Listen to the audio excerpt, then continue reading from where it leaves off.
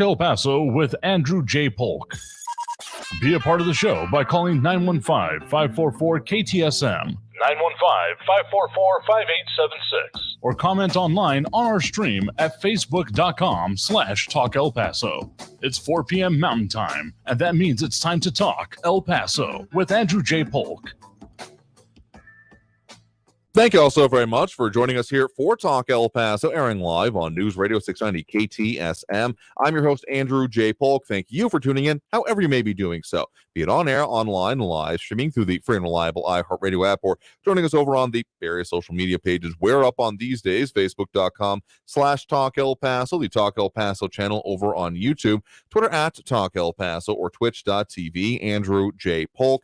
There is a lot we're getting for you today and going to be getting into as we continue our dual missions to A, have live local talk radio here in the borderland, because damn it, I think we deserve it, and B, to talk about the things that affect us here in the borderland, because no one else is going to have that discussion the way we do and are. And to further that mission, we've been hinting at it for a minute now about delving a whole lot, and you might just call this, what we're going to start doing today, a swan dive head first into Proposition K. And that's, I know, an overwhelming subject and topic, and a lot of particulars with it. So we did it about the only way we could think of to somewhat reasonably delve into and answer some of the questions. Y'all have had some of the questions I have had, and that is speaking with the organizers and the people who put it together, including from the petition drive we talked about midway through last year and into what is now on the ballot, delving into the full text and data and everything that comes with it with Proposition K. So we're going to be talking today, our interview, the first part of our interview, I should say, on the Proposition K from Sunrise El Paso and the El Paso Climate Policy Coalition, having them in studio or on the phone with us as we did, recording this earlier today. And let me just say, when I said we went in depth, I mean we went in depth. Specifically, we went about 2 hours and change for this full interview, and that does not mean that we're going to be taking over this entire, heck, that would even fit within, once you particularly take out the commercial breaks, that would be more than we could fit into any one edition of Talk El Paso.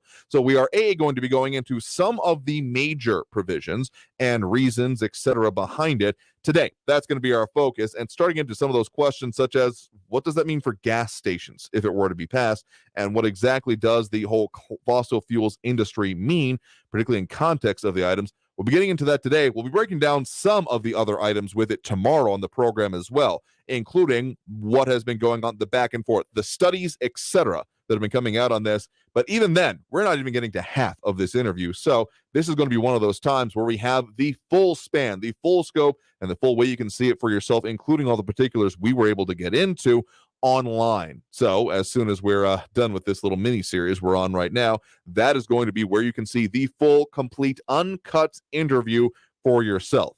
It's going to take a minute to get that uploaded on its own, so we'll of course have notification about that. But that's one of the things, I mean, y'all have been very much wanting to hear a lot more about this, and this is by no means the end of the analysis, either today or tomorrow. This is with the proponents of the item and getting their perspective on how this can or should work if it does indeed end up getting passed. We got more in the works for you even on that, including with those that have further questions about it. Let's just put it that way. But that's just the overwhelming part of the production we've been doing ever since this morning, basically. A few other items that are also going to be on the docket we're going to be talking about, including some major concerts coming to town, how the Texas legislature is working on changing the time, literally, but may not be able to do so just yet, what the debate is over the El Paso streetcar along with other roadways, and then for impending removal or possible pending removal of the El Paso County Coliseum, what the county is doing to step in right now, along with, again, check-ins on the Texas legislature, among other things. So that is so much to say, we got a lot going on today. So we're going to try to wrap up some of the important things going on right now, as we have Amber Banda joining us there, rock on as well. Angel Munoz with the, I don't have my sunglasses on me, but the cool shade smiley face, appreciate it. Robbie Flores is saying hello, everyone, and also expressing their opinion on vote no on K. Again, Proposition K, the El Paso Climate Policy Charter Amendment, has been having quite a lot of debate, and I've been hearing this even when I don't intend to. I don't mean to eavesdrop on people, but I hear just kind of like out in the wild, wherever I hanging out. I feel like I'm hearing it a lot these days. People having conversations about going into it. So yeah, there's a lot more coming into it. So if you're already passing judgments on the interview you haven't even heard yet, I don't know what to tell you, because hey, that's being a person actually wanting to be informed, or just shout at other people.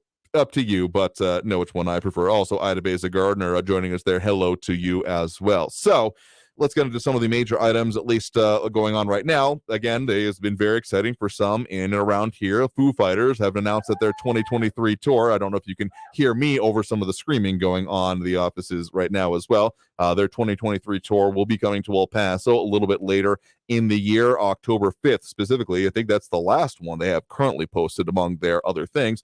But then also, besides that, some things may be affecting when that concert actually happens, as the Texas House, according to the Texas Tribune, votes to permanently stay on daylight savings time. But that don't look at getting rid of your clock changers, or throwing out that one clock that you just keep and then swap out with the other clock whenever it comes time to change the daylight savings. I know that sounds ridiculous, but I absolutely know someone who has done that. They just swap out clocks as opposed to changing the clocks. Won't actually come into effect yet, as there still has some congressional actions to come with it. Angel Ruedo liking the Foo Fighters concert coming, I suppose. But in a more current news, Mayor Oscar Leeser clarifying a bit on some of the debate on what is going on with the climate, not the climate change, that's definitely on my brain, the streetcar, or trolley, as I keep calling it. Mayor Oscar Leeser clarifying that, yes, he did put the item on the agenda that's up for discussion and going on right now, as I'm not mistaken, at City Council, about changing the schedule from being a available-ish, I don't think it's around the clock by any means, or even near current bus schedule. Someone correct me if I'm wrong. Still haven't been on it yet. It's been a busy day.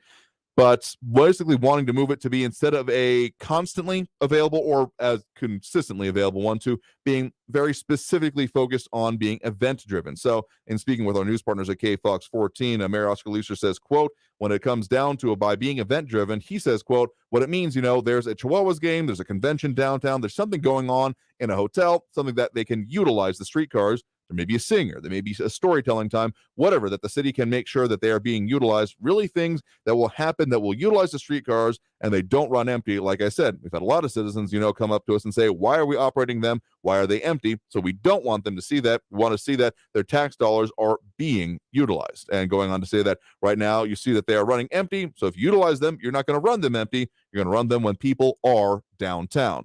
As we also have Marky Mandingo, good afternoon, and then saying vote no on all proposals. And so a lot of interest in those things. And I think it's an idea, but again, some of the debate going on, or conversations with this, among other things, including, again, former city rep Peter Swarzbein, saying that, quote, since the streetcar opened up in 2018, 5 new hotels have come along, all within 1,000 feet of the streetcar stop, as we mentioned yesterday, and saying that this is because of not just necessarily the ridership alone on the streetcar, but of the availability of it, and how people, I guess, businesses particularly start building their lives around it. So that's one aspect. Also, the city of El Paso looking at more tech stop funding for some other roadways.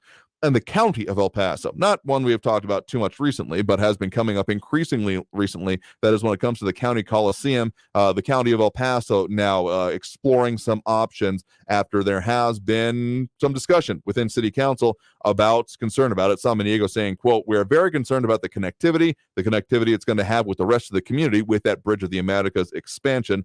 Going on to say $600 million is a lot of money. This is one of the biggest projects, so we're very interested in the impact. But then particularly when it comes to the potential, one of the options does include the removal of the county Coliseum. San Diego saying, quote, they can't just put an outlay of structures that big and then not worry about the connectivity to I-10. And so there's been more action suggested, review coming, and saying particularly that it may not serve the needs of El Paso to blow this location and part of it away. So more action, more potentially review coming with that. I've been having some conversations with representatives with the Coliseum lately as well, so there might be more coming with that as well. Also, Louis Pinato saying on the streetcar idea was a loser from the start. We're losing enough money on the bus system as it is. And if that's the focus, about trying to bring in money from it, I would say that it objectively has not been, at least to this point, serving that purpose. But I would also say if that's the true purpose that's wanted with it, of just being a revenue generating one, again, the cross purposes or the vision that went into it is more than a bit of a question I continue to have. And RJ saying maybe they'll build an arena, among other things. James Holmes talking about amazing how empty public transportation buses are, more empty than full when they are in use. So about the question that really comes down to it about amenities versus usefulness, is this something to be provided in order to have growth into it, or should this be solely judged on its profit motive? I think that's not exactly a question before City Council when it comes to this, but certainly a part of the conversation, I'm sure. So those are some of the major things going on. And just briefly mentioning with the Texas legislature, there is looking at death benefits for troops that were deployed as part of Operation Lone Star from the Texas State Guard, as well as a bill moving forward to decriminalize fentanyl test strips. But we'll have to talk more about that a little bit later on, as we now delve into taking that a first break and then into really, and I mean seriously, in-depth prop K from the proponents of them, straight from the horse's mouth, so to speak, what they have, what their perspective is, and how they think some of this should work. This is, again, only dipping a toe into it, so we'll talk more about that as we get into this next break. You are tuned into Talk El Paso, airing live on News Radio 690 KTSM. I'm your host, Andrew J. Polk. You stay tuned as we come back and start talking about all of this here on News Radio 690 KTSM. Don't go anywhere.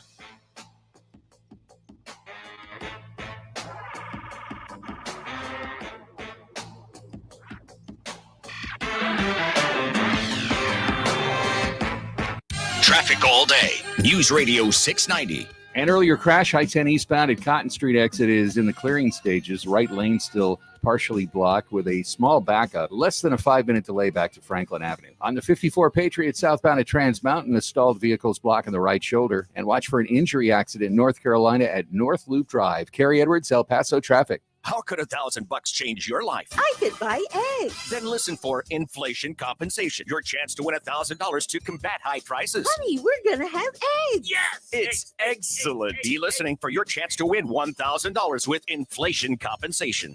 Listen for your chance to win $1,000 every hour, 9A through 5P, with the inflation compensation on News Radio 690 AM. Brought to you by Charlie Clark Nissan and Charlie Clark Infiniti of El Paso. Orale!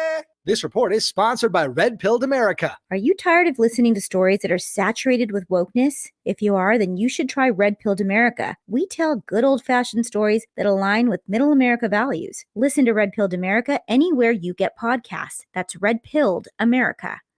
I always wanted to learn Spanish, but I never thought I'd have the time. Then I discovered Babbel. Babbel's lessons are fun. They only take like 10 or 15 minutes, and in 3 weeks, presto, you're starting to speak another language. Like magic. I love that Babbel's lessons aren't just robots talking. They're voiced by native speakers, so you get the pronunciation just right. And they're designed by real language teachers, so you learn how to have real-world conversations, things you'll actually use. It's incredible. After using Babbel, I'm ready to start having real conversations in French. There's all kinds of ways to learn. Use Babbel's podcasts or games or videos. You can even join live classes with a language teacher. If you want to learn a language, there's no faster, easier, better way than Babbel. Babbel. Babbel. Babbel. Évidemment. Go to Babbel.com to try for free. That's Babbel.com. Babbel.com. Hi, I'm Burt Ward, Robin from TV's Batman, inviting you to feed your dog natural, non-GMO, Gentle Giants dog and puppy food. Dogs eating Gentle Giants and following our special feeding and care program are living as long as 27 healthy, active years with a wonderful quality of life. Holy wow, 27 years! Think of all the extra years you could enjoy with your dog at Target, H-E-B, and stores near you. Try Gentle Giants cat and kitten food, too. Do you find yourself stuck in a timeshare? Get the real facts about the timeshare industry and your options for cancellation. Chuck McDowell, founder of Wesley Financial Group, has put together a free information guide that reveals the secrets the timeshare industry doesn't want you to know, including the 5 ways to get rid of your timeshare. Call now and get this timeshare cancellation guide absolutely free. Call 800-334-2266. That's 800-334-2266. 800-334-2266. El Paso's News Radio 690 KTSM. Live from the KTSM AM 690 studios, it's Talk El Paso with Andrew J. Polk. To be a part of the show, follow on Facebook at facebook.com/Talk El Paso. Now here's your host, Andrew J. Polk. Thank you all so very much for joining us here for Talk El Paso, airing live on News Radio 690 KTSM. I'm your host, Andrew J. Polk. Thank you for tuning in, however you may be doing so, be it on air, online, and live streaming through the free and reliable iHeartRadio app, or joining us over on the various social media pages. We're up on these days, Facebook, YouTube, Twitter, and Twitch, either under Talk El Paso or Andrew J. Polk.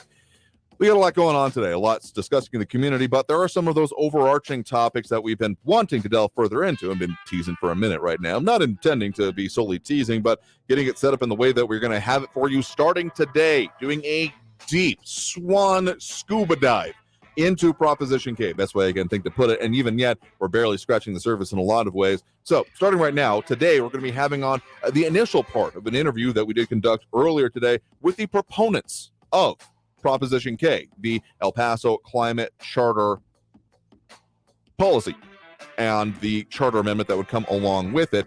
There is a lot that has gone into this. I mean, this come from the actual petition drive from earlier last year, and now quite a lot of conversation already happening when it comes to the item itself. So we had in a representatives from Sunrise El Paso and some of those associated groups, wanted to ask them directly both some of the questions I have had, some of the questions you all have had about what is the purpose, what is the idea behind it in this first part, and then also getting into what are some of the specifics. Now, this is more than we would be able to air in the entirety of the interview in even better part of a week of shows, the way we end up doing it. So this is also going to be posted in its entirety online by the time we finish airing this. This interview, even just our playback, is going to go into tomorrow because, among other things, well, there are some very specifics on the back and forth. The studies, the analysis that has been gotten into on this, there's a whole lot to delve into. So we wanted to hear from them on their perspective and some of the questions I had. So here is the beginning of that interview. Again, that will be available. We'll post about it on social media when the full interview is up and uploaded.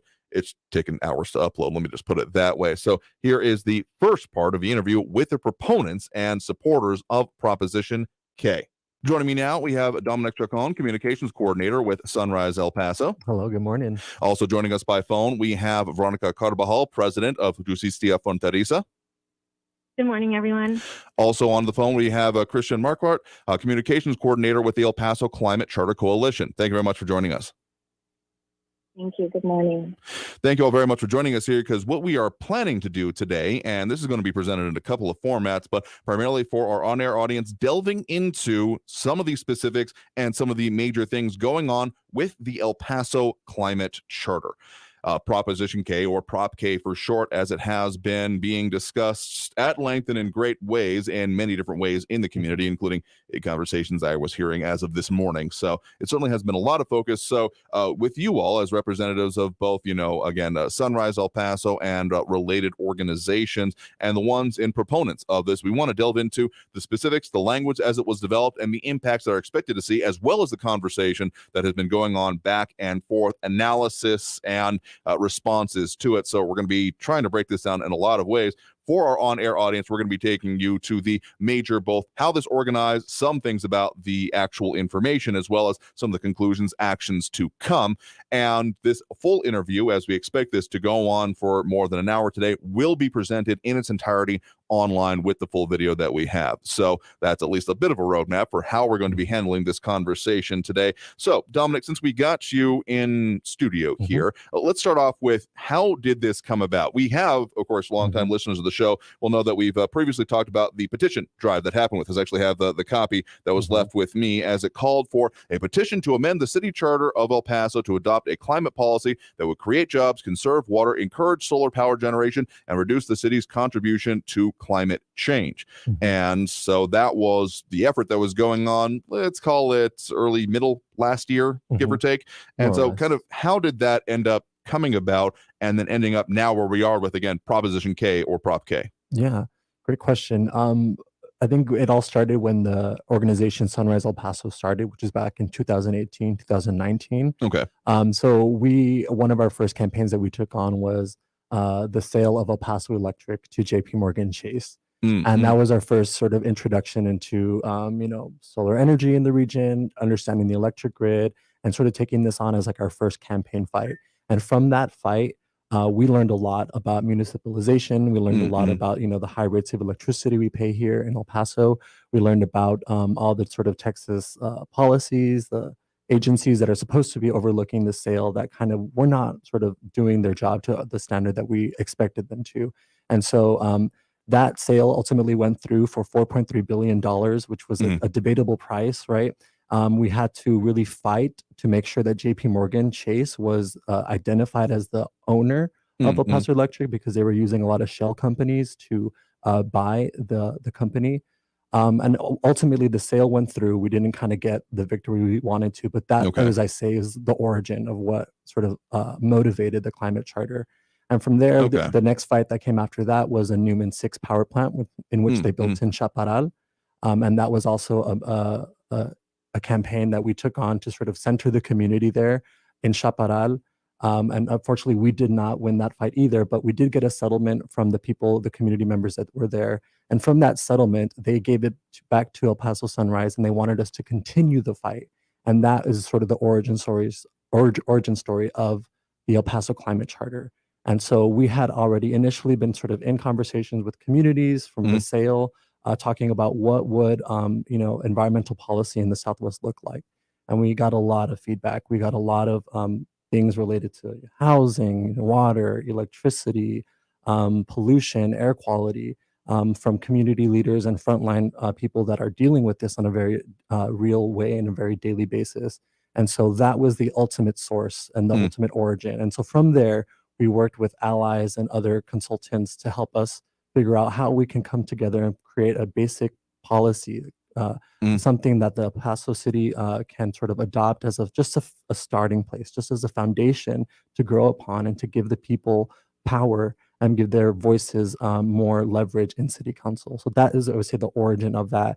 And from there is where we got the El Paso Climate Charter. Right. So again, there was a number of petition efforts that particularly happened last year, more than I can ever really recall happening in a variety of different ways, including some that were involved with, frankly, the work that you do. Specifically, Veronica, people may be familiar with you as among other things, a previous mayoral candidate, but particularly with Justicia Fronteriza, when you were doing that, there are some actual ballot initiatives that you all were working on, and this was something that kind of is how would you describe it? As a kind of a coalition, as a cross purposes, or how would you put it? Oh, definitely. So Justicia Fronteriza put forth around the same time as the Climate Charter a petition drive. Currently, the ballot rules require 2 rounds of signatures if council does not adopt the proposals.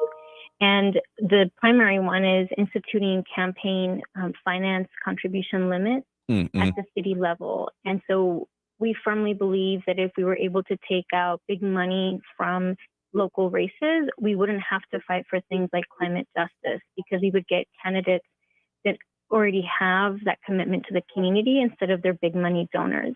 So these two fights really do are dovetail into one another. And also as a reminder, this May is the election, and the changes to the ballot initiative rules are on the ballot. Right. So we would eliminate the second round, and that is Proposition F, and we are asking people to vote yes on that as well. Yes, because as much as we were talking about Proposition K, there are still A through J also on the ballot. So you don't want to totally lose sight with that, as well as a number of different positions in school boards and even some of the municipalities in our area. So this is a stacked election, make no mistake, but we're going to primarily focus on Proposition K, as that has been certainly one of the lightning rod issues, one of the ones that's been brought up probably the most, if not overwhelmingly the most, out of all of the things that are on this current ballot. So when it comes to that, and it comes to the way this is being talked about, Christian, I'd actually like to bring you in for this one as communications coordinator for the El Paso Climate Charter Coalition, among other things. When now that has moved past the signature drive, the petition that was going around to get this on there, transitioning from that now into the actual language of it, for those playing along at home. Ordinance number 019437, the one that called for this particular item to be on there, and it has a lot of the language that we're also going to be wanting to delve into that then comes into and fully places on the ballot Proposition Gay. Can you talk a little bit about how then moving from the petition into this specific language, kind of how that process went? Sure. Do you mean like drafting the language? Sure thing. Yeah. Andrew? Yes. Yeah. So the El Paso Climate Charter, the language was born from our experience in Sunrise El Paso and our collaboration and work with the frontline community in Chaparral and Northeast El Paso. The community is disproportionately, unfortunately, exposed to the impacts of the Newman 6 fracked gas-powered electric plant, which belongs to El Paso Electric. And so the beginning of drafting the El Paso Climate Charter completely stemmed from our shared fight with the Chaparral Community Coalition to try to prevent the expansion of the plant. And what ended up resulting of the case was the Chaparral community ended up in a settlement with El Paso Electric. And we saw that, we saw some very important, like tangible outcomes stem from that settlement, including a 4-year moratorium on all fossil fuel projects, which meant that El Paso Electric could not create any new fossil fuel projects over the next 5 years. And so that was something that was very significant to the settlement, but it wasn't enough. And because the end goal of this fight against the expansion of Newman 6 was to prevent the community from being further polluted, as they were already exposed to amounts of pollution that were resulting and continue to result in a public health crisis in the Northeast El Paso and Chaparral area. And so, we worked hands-on, very collaboratively with community members, learned their stories too, and how our utility, which was now bank-owned, the expansion itself too was proposed practically immediately after the new CEO, Kelly Tomlin, came into her position at El Paso Electric, which was immediately after the purchase of the utility.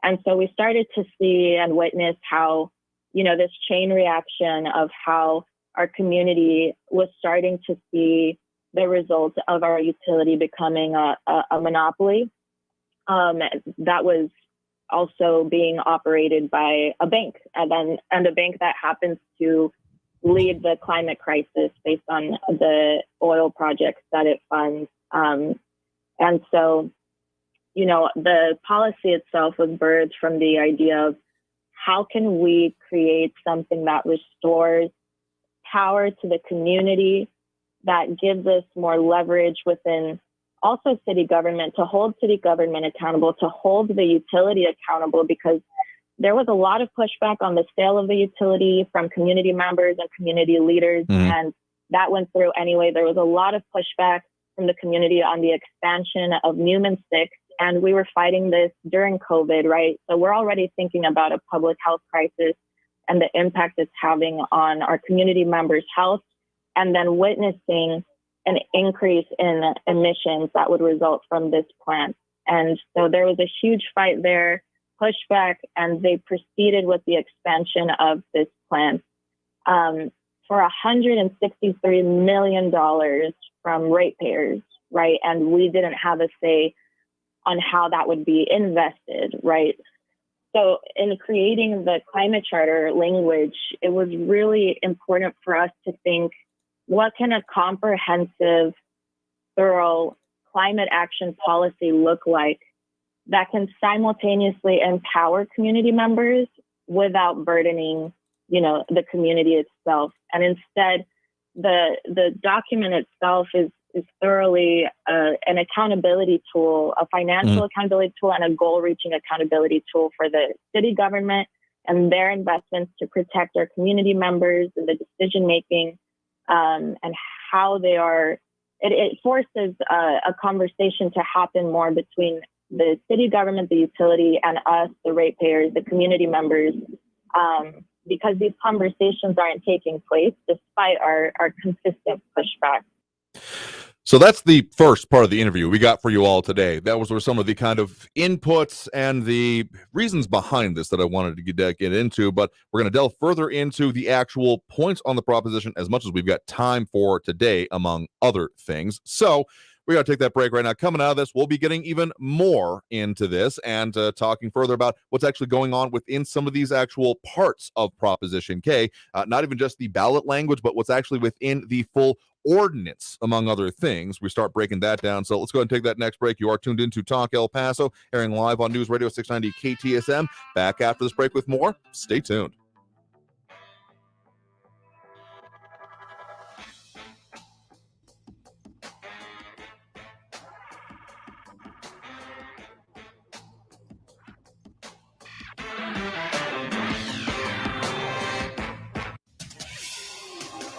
El Paso's News Radio 690 KTSM.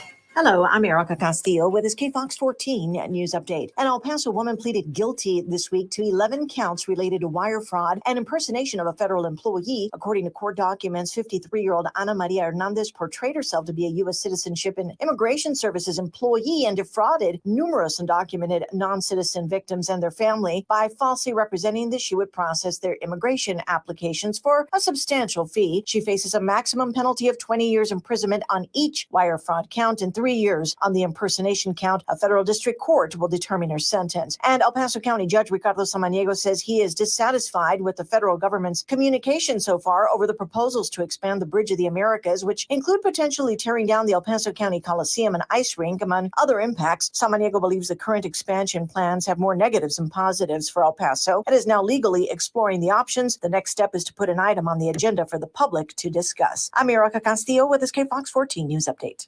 News Radio 690. Traffic all day. An earlier accident, I-10 eastbound at Cotton Street exit, is blocking the right lane and causing a backup back to Franklin Avenue. Southbound Joe Battle at the Edgemere Boulevard on-ramp, an accident reported. A crash reported southbound Lee Trevino at Montwood Drive is backing traffic up on Lee Trevino to Pebble Hills. And the Pan American Drive exit ramps are closed east and westbound off of Americas Avenue. Carrie Edwards, El Paso traffic. From the KFOX 14 Severe Weather Center, I'm Chief Meteorologist Brad Montgomery. A nice one by tomorrow morning as lows cool off into the 50s for our Wednesday morning, and then south winds about 5 to 15 miles per hour tomorrow are going to help to warm our temperatures up to around 88 degrees, so a very warm one for tomorrow. As we look ahead to our Thursday, southwesterly winds 30 to 40 miles per hour, so a windy one for your Thursday with highs in the mid-80s. From the KFOX 14 Severe Weather Center, I'm Chief Meteorologist Brad Montgomery. This report is sponsored by Red Pilled America. Are you tired of listening to stories that are saturated with wokeness? If you are, then you should try Red Pilled America. We tell good old-fashioned stories that align with middle America values. Listen to Red Pilled America anywhere you get podcasts. That's Red Pilled America. Prescriptions require an online consultation with a healthcare provider who will determine if appropriate. Restrictions apply. See website for details and important safety information. Subscription required. Price varies based on product and subscription plan. Hey guys, did you know there's a generic form of Viagra that works just the same, but is 95% cheaper? And you can get it online? Just go to 4hims.com/radio. Through Hims, you'll get a free medical consultation, discreet shipping if prescribed, a 100% online process, and trusted generic alternatives to the name brands at up to 95% off. That's right. Get generic for Viagra, the same active ingredient as brand name Viagra, but for 95% less. It's the same medication, still prescribed by a licensed medical provider, but with zero copay, no expensive appointments, and no awkward face-to-face conversations. To start your free online visit, you need to go to this exclusive address, 4hims.com/radio. That's 4hims.com/radio for your free online visit. FORHIMS.com/RADIO. For the local issues and discussion you won't get anywhere else, turn to Talk El Paso. Weekdays at 4 right here on News Radio 690 KTSM. Brought to you in part by the El Paso Community Foundation. Sound off on what matters to you, Monday through Friday, 4 to 6 p.m. And let's talk El Paso. When your ride fires on all cylinders, so do you. That's why Napa is on a mission to keep you in motion. With nearly 6,000 Napa Auto Parts stores and over 17,000 Napa Auto Care centers, the Napa Network has everything you need to get up and go. This report is sponsored by Napa Auto Parts. News on the hour and a half. Traffic and weather all day. Keeping you informed and up to date. El Paso's News Radio 690 KTSM. News Radio 690 KTSM. Live from the KTSM AM 690 studios, it's Talk El Paso with Andrew J. Polk. To be a part of the show, follow on Facebook at facebook.com/Talk El Paso. Now here's your host, Andrew J. Polk. Thank you all so very much for joining us here for Talk El Paso, airing live on News Radio 690 KTSM. I'm your host, Andrew J. Polk. Thank you for tuning in, however you may be doing so. Getting into the second part of our interview for today, as we just frankly barely scratched the surface when it comes to delving into Proposition K. So for those of you who are just joining us, we are having on as our interview today those of the proponents and creators of Proposition K, the El Paso Climate Policy Charter Amendment. And, well, there's a lot of details that go into it, so we took the time to break it down. The entire interview, which we are going to have online for you all, it's still processing in the background as we speak, actually. It was about 2 hours and change. Yes, when I say in-depth, I'm talking about, swan dive into the deep end, in-depth kind of way with it, because I want to know what they have to think about it and some of the questions we've asked. So first segment was a lot of kind of how this came to be and the perspective on creating it. And now we start delving into some of the particulars as much as we can kind of cram in today. So without much further ado, here is the rest of that interview. And just as a clarification, we did have one of the members of the group in studio with us, and then two of them joining us by phone. Veronica Carbajal was a former mayoral candidate actually in town and is still very much active. And not too sure about Christian, but I do believe that she is as well. But the video was, again, we got a lot processing right now, so that's why we have this still up. So continuing with that interview, enjoy. Let's talk a lot about some of the motivations and things going into the creation of the El Paso Climate Charter. So I want to start drilling down into the language of the actual charter amendment itself. I mean, the item on its own, Proposition K, is by far the longest one that is on this upcoming election here. I think it's somewhat longer than the rest of them combined, and lays out all of the individual sections, at least by name. But what we're actually going to be referring to here is the full ordinance, which has the actual exact language of what would be included. And so just kind of setting a baseline there, the Article 9, Climate Policy, Section 9.1. This is how the actual functional part of what would go on to the actual, again, charter of the city of El Paso, if approved by voters. Quote, "It is the policy of the city of El Paso to use all available resources and authority to accomplish three goals of paramount importance. First, to reduce the city's contribution to climate change. Second, to invest in an environmentally sustainable future. And third, to advocate the cause of climate justice." Now, those are some mission statements, so to speak, and then the actual meat of it, getting into the actual actions that come with it, including some of the stuff you already referred to there, Christian, including the climate director and the creation of the climate department, among other things, not to be confused with some of the previous ballot initiatives that have already gone through the actual bond issue that involved study of the similar thing. This would be a full and permanent department, not based on bond funds, among other things. So continuing on with that then, and I mean, the first section includes definitions of what the creation of the climate department is, and then you did mention there again the qualifications for the actual climate director, but there have been, just kind of going from the start of it here, looking specifically at section 9.2, the definitions. There are things such as climate change, climate jobs, and climate justice. One of the questions actually has come up when it comes to climate jobs, defined here as jobs that advance one or more of the city's policy objectives of 1, reducing the city's contribution to climate change, 2, investing in an environmentally sustainable future, and 3, advocating the cause of climate justice. Tell you what, we'll get to that one here in just a minute because it's referenced a little bit later on. But one of the other definitions, including the fossil fuel industry. Now, the way that Christian, specifically, you've been bringing this up has been along the lines of production and energy generation when you're referring to either some of the power plants that exist in our region or have come up, or when it comes to the Permian Basin, as you're referring to the Midland, Odessa areas, what I consider it in general. One of the questions has come up, particularly since there are, and this is one of the better known provisions within, I want to say, besides the municipalization part of the actual climate policy, is that about the water supply. So you kind of mentioned that is going to, and the focus on that part of this going towards those essentially fossil fuel generation and the creation, production, etc. But one of the questions that has come up is when it comes to the actual, like, say, gas stations and the ones that currently exist, when it comes to that definition, again, under under definition E, under section 9.2 of the proposed climate charter. When it comes to how that would affect gas stations, it's not necessarily explicitly listed, because the closest I think you could get would be under definition F. Under that subsection, companies that provide services to assist companies that conduct any of the activities described, which include, again, production, drilling, power generation, etc. Is it y'all's position that this would or would not include gas stations specifically? Correct, Andrew. It's our position that this would not include gas stations specifically. Okay. There has been some misinformation being circulated surrounding the transition to electric vehicles or the transition to electrical appliances. And it is our position that this is not specifically targeting at all gas stations, the type of vehicle folks drive, the type of appliances that are used in households, more specific to our electric grid and how energy is being generated in our community. And on that point, then, there has been conversation that has come up to me when it comes to specifically, appliances. And I mean, gas stoves often come up, but also there's the idea of, HVAC systems, heat pumps have also been mentioned. Now, there certainly has been a national conversation that's been going on that, on the availability, any laws proposed that will be dealing with it.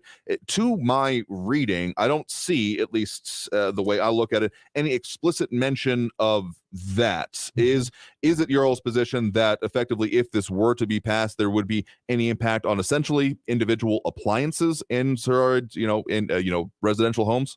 Exactly. Yeah, this has nothing to do with energy usage as individual ways, and more has to do with how we create our electricity and the fossil fuel industry used to create electricity via El Paso Electric and fracked gas.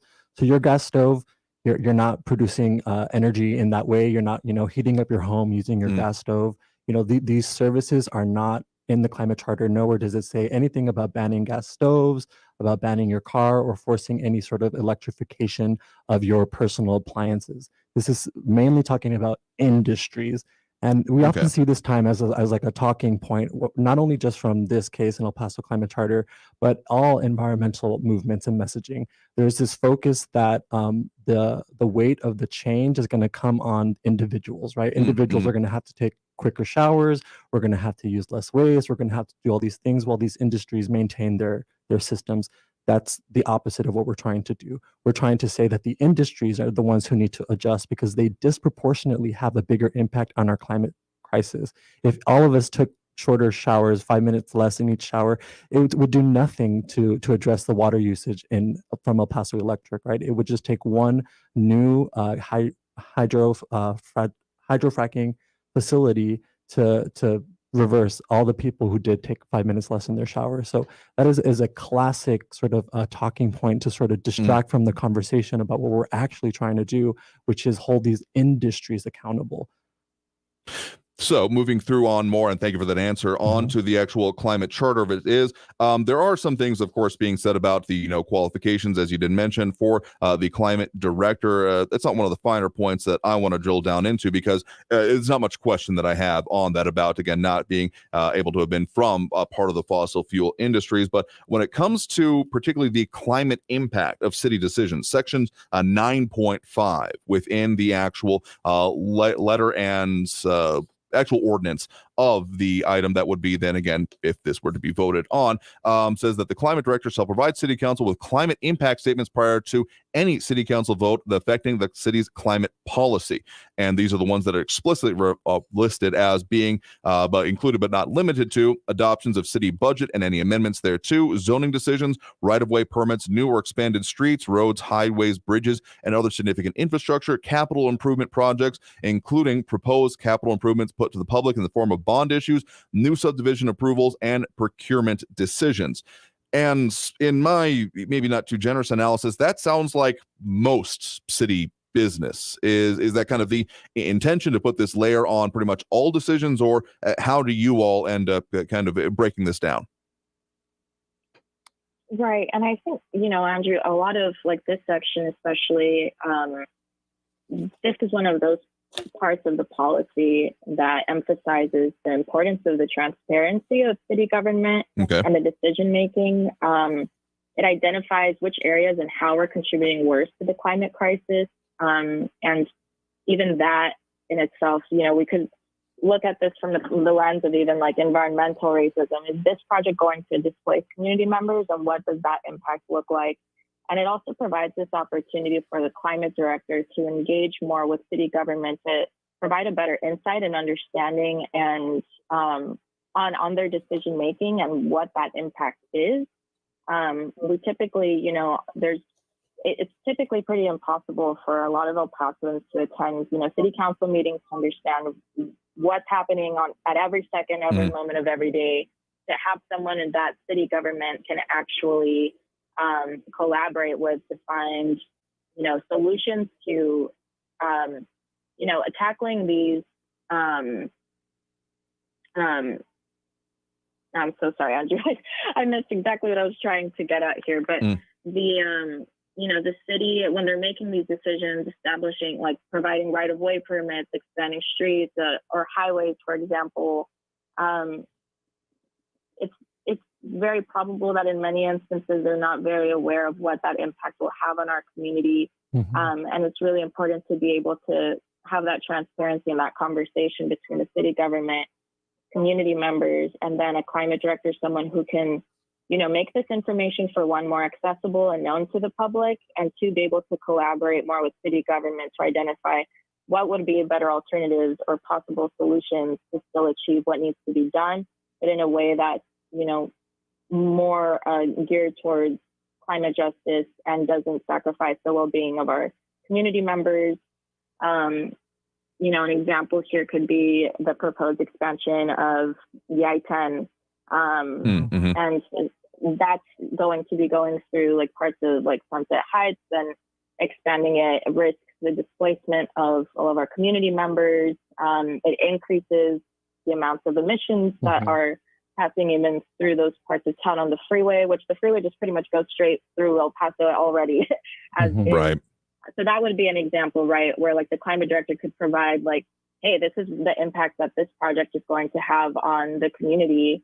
And it's kind of someone that can, reemphasize, these points to city government of like, hey, this is how you're contributing to furthering the climate crisis in our community, climate injustice in our community.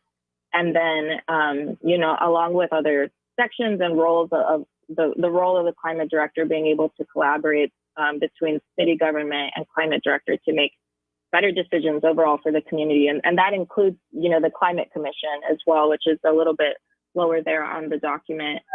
Right. But with their collaboration and their input as well. Because we're seeing a lot of efforts constantly being tackled where, there's not, community feedback isn't really being integrated despite the amount of pushback or dialogue that's trying to be created, right, or opened up between city government and our community members. So this is another way of increasing that transparency and just recognizing like what are the ways that we are harming the community or further impacting, our environmental, like our wellness. So yeah, that would be my response to that, Andrew. Okay. And then kind of one more point on this before we end up moving on. When it comes to then the process of actually doing that, actually putting it in place right now, I mean, there is a whole process that goes behind items that are added on to the city council agenda. The kind of most front-facing part of that is that basically every Thursday there are items added on to the city council agenda that then are then seen by the general public ahead of the meeting coming up next with work session on Monday and then the city council meeting on Tuesday. So when it comes to then the back end of what it takes from the initial actual proposition of an item to go onto the city council agenda, is there any anticipation of what that will do to, say, the lead time for then items to come before, if these are going to be required to be having this presentation or inclusion in any presentation before it actually moves before city council for, say, voter action? It's going to be asking for more direct transparency. So it's not going to say every city council meeting you have to come up with the newest assessment, right? Sure. It's going to be actually prompting transparency from other industries such as El Paso Water Utilities. Another good example would be the Great Wolf Lodge that was going to be built in the Lost Dog Trail, which was a couple years ago, right? A lot of that campaigning was done without that information, right? What is the impact if we build this great wolf lodge on the west side of of El Paso on the mountains, right? What are we going to be impacting wildlife wise, land wise, waterways, things like that? How are we going to, as a city, put infrastructure to make sure that they have the water that they were asking for their water slides? You know, all those things are already happening and kind of without that transparency. So this is going to be asking for that, and if anything, putting it in the responsibility of the city to, at some point in that process, right, to have an impact assessment. Not necessarily every city council meeting or every meeting on the subject, but just at some point there needs to be an impact assessment done by the city, which is going to be forcing these other agencies to be transparent with their information, to show us their numbers, which is not the case currently. So again, that's the first parts of the interview that we did in depth with Sunrise El Paso, the El Paso Climate Policy Coalition, on Proposition K. We're going to have to delve more into that tomorrow on the program because we're already at time for this hour, and we want to go ahead and open up those phone lines because I'm sure y'all got a lot to say when you come into this. So we're going to go ahead and open up those phone lines and then take that top of the hour break. So if you want to get on the line, you want to add your 2 cents, I'm sure there's a lot of conversation going on in our comments, but even more to come. That number is, of course, 915-544-5876, 915-544-KTSM. Back after this break with more Talk El Paso after the top of the hour on News Radio 690 KTSM. Stay tuned.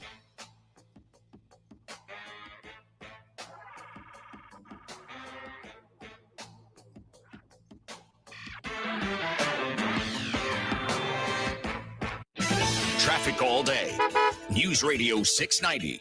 El Paso fires work in an injury accident southbound Joe Battle at the Edgemere Boulevard on-ramp. That earlier crash I-10 eastbound at Cotton Street is cleared. All lanes are back open. That also clears all the delays downtown on the I-10 eastbound. Southbound Lee Trevino at Montwood Drive, an accident reported. And traffic is slower than usual on Global Reach southbound from the expressway down to Montana with 45-minute delays. Kerry Edwards, El Paso traffic. This report is sponsored by the Tudor Dixon Podcast. Summit Racing has parts and accessories to keep your truck rolling right. Parts like lift kits, intakes, exhaust, tires, lighting, and more. From custom grills to tonneau covers, Summit Racing has you covered. SummitRacing.com. Everything you need for anything you drive. Hi guys, it's Mark. Are you struggling with erectile dysfunction? Did you know that a major medical breakthrough is now available and it isn't a pill? Today, Tuesday, we're running a one-day special you won't want to miss out on. Northbrook Medical Clinic uses the most powerful form of wave therapy. This is a technology clinically shown to repair blood vessels and improve blood flow. It's backed by 60 clinical studies, including from Cambridge. If you're ready to regain that spark in the bedroom, today is your day. Call us now and you'll qualify for the assessment and ultrasound totally free. You'll also get a gift that can produce rapid and powerful results in the bedroom in minutes. You're going to love that one, guys. Trust me. And today only, we're offering 5 tune-up treatments to our patients free. This is an unprecedented offer worth hundreds of dollars, but call today and qualify totally free. Call 915-529-9000. That's 915-529-9000. Guys, put a stop to your erectile dysfunction and get your life back. Call Northbrook Medical Clinic now to qualify. This offer ends today. 915-529-9000. Hey, Sean Hannity here from my friends at Lone Star Transfer. If you felt like booking your timeshare was difficult in the past, you know it's recently been almost impossible. Now, most clients are shocked to learn that their timeshare is now available to the public, and that severely limits booking options. Many owners have also reached out, and they're upset that their yearly dues have nearly doubled during the maintenance fee season.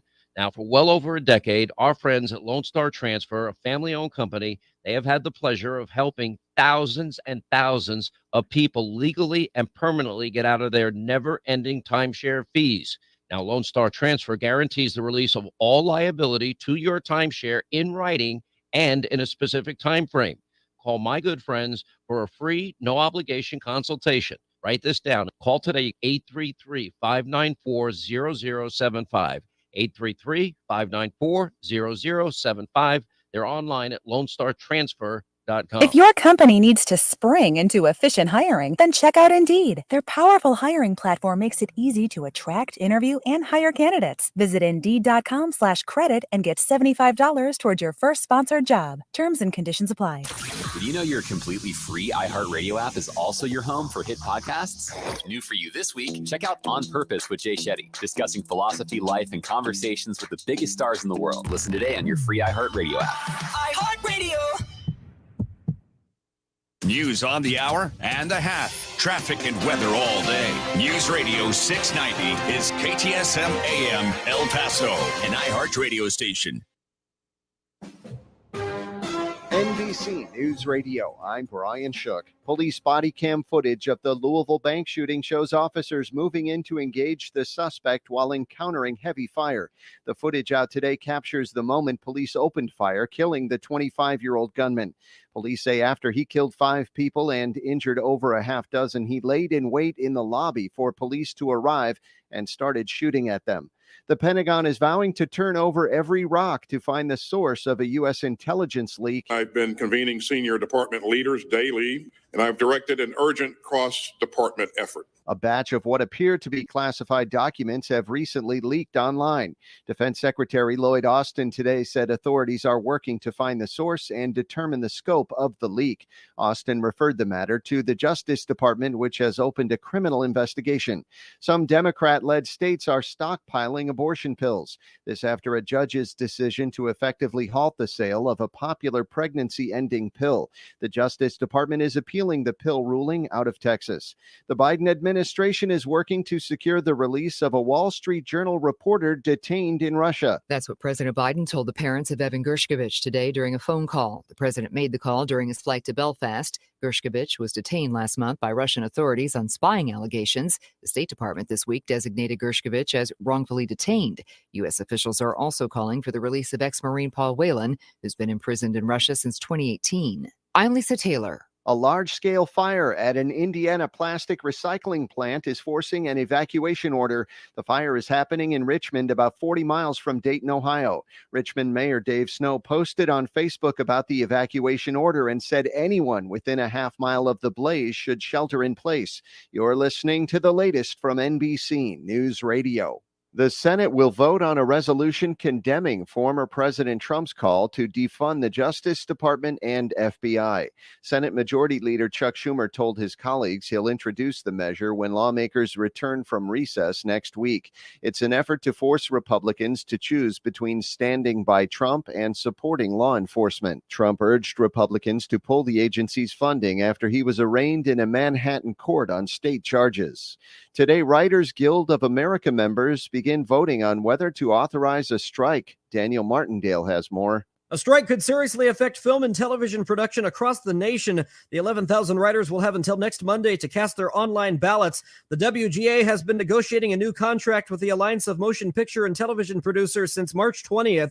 The alliance represents the 9 largest studios in Hollywood. Writers Guild members are mainly demanding better pay, similar to what caused the last writers' strike in 2007. The NYPD is rolling out 3 pieces of innovative technology that aim to bolster policing. The future is here with the NYPD's latest gadgets, and Mayor Adams is excited. I believe that technology is here. We cannot be afraid of it. One of the technologies is a K5 autonomous security robot, which will patrol public spaces. Another Star Chase system will use GPS tags to track fleeing vehicles. The NYPD will also use remote-controlled digidogs to navigate high-risk operations. With all the new tech, NYPD Commissioner Sewell is promising one thing. The use of these technologies will be transparent. I'm Natalie Migliori. Netflix is releasing the trailer for its upcoming action film starring Jennifer Lopez. The mother stars Lopez as a former killer that left her old life and family behind to protect her daughter.